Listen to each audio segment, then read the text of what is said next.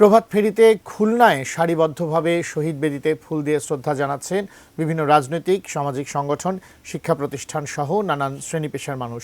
খুলনা নগরীর শহীদ হাদিস পার্কের কেন্দ্রীয় শহীদ মিনারে রয়েছেন আমাদের বিভাগীয় প্রতিনিধি মোহাম্মদ অসীম। বিস্তারিত জানতে আমরা সরাসরি যুক্ত হচ্ছি তার সঙ্গে। অসীম, রাত থেকেই তো শুরু হয়েছে মানুষের শ্রদ্ধা নিবেদন, এখন কি পরিমাণ ভিড় দেখছেন এখন দিনের আলোতে, আর লোকজনই বা কি বলছেন, আমাদের বিস্তারিত জানাবেন। ধন্যবাদ আপনাকে। আসলে নানান আয়োজনের মধ্য দিয়ে কিন্তু ভাষা শহীদদের স্মরণ করছে খুলনার মানুষ। আমি যদি একটু বলি যে গত রাতে অর্থাৎ প্রথম প্রহরে কিন্তু মুক্তিযোদ্ধাদের শ্রদ্ধা নিবেদনের মধ্য দিয়ে ভাষা শহীদদের শ্রদ্ধা নিবেদন শুরু হয়। এরপর খুলনার যে জেলা প্রশাসন, খুলনার বিভাগীয় প্রশাসন এবং খুলনার যে সমস্ত সরকারি এবং বেসরকারি সামাজিক সংগঠন এবং রাজনৈতিক সংগঠনগুলো রয়েছেন, তারা কিন্তু একে একে শ্রদ্ধা নিবেদন শুরু করেন। রাতের শ্রদ্ধা নিবেদন পরে কিন্তু প্রভাত ফেরিতে আমরা দেখেছি যে বিভিন্ন স্কুল কলেজের শিক্ষার্থীদের কিন্তু উপচে পড়া একেবারেই ভিড় এখনো পর্যন্ত সেই ভিড় রয়েছেন। তার কারণ হচ্ছে রমজান মাসে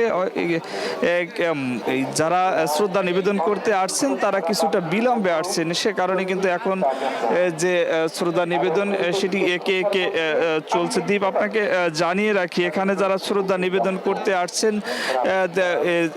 অভিভাবকদের সাথে ছোট ছোট বাচ্চা অর্থাৎ তাদের ছেলে মেয়েদেরকে নিয়ে আসছেন। অর্থাৎ যে 1952 সালের যে ভাষার ইতিহাস, সেই ইতিহাসের বিষয়টি কিন্তু জানানোর জন্য তারা আসছেন। তবে যারা এখানে প্রবীণ শ্রদ্ধা নিবেদন করতে আসছেন তারা কিন্তু একটি আক্ষেপ করছেন। তারা বলেছেন তারা কিন্তু বিভিন্ন সরকারের কাছে কিন্তু তারা প্রায় বলে যে বাংলা ভাষার যে সব জায়গায় ছড়িয়ে দিতে যে কাজটি, সে কাজটি করার জন্য কিন্তু তারা বারে বারে অনুরোধ করছেন। তবে সেটি কিন্তু এখনো বাস্তবায়ন হয়নি। সেই বাস্তবায়ন না হওয়াকে কিন্তু তাদের এক ধরনের একটি আক্ষেপ, সেটি কিন্তু তারা করছেন। তারা বলছেন যে আসলে প্রতি বছর ভাষা শহীদদের শ্রদ্ধা নিবেদন করা হয়। একই সাথে পৃথিবীর ইতিহাসে কিন্তু একটি বিরল জাতি যারা ভাষার জন্য জীবন দিয়েছে, সেটি হচ্ছে বাঙালি জাতি।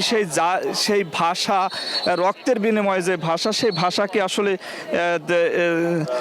সেই ভাষাকে যেন সর্বত্র ছড়িয়ে দিতে সরকার কাজ করে, সেই বিষয়টি কিন্তু এখানে যারা প্রবীণ রয়েছেন তারা বলছেন। এখনো পর্যন্ত দীপ শ্রদ্ধা নিবেদন চলছে। আপাতত আমার কাছে এই ছিল খুলনার শহীদ হাদিস পার্কের কেন্দ্রীয় শহীদ মিনার থেকে শ্রদ্ধা নিবেদনের সর্বশেষ খবর।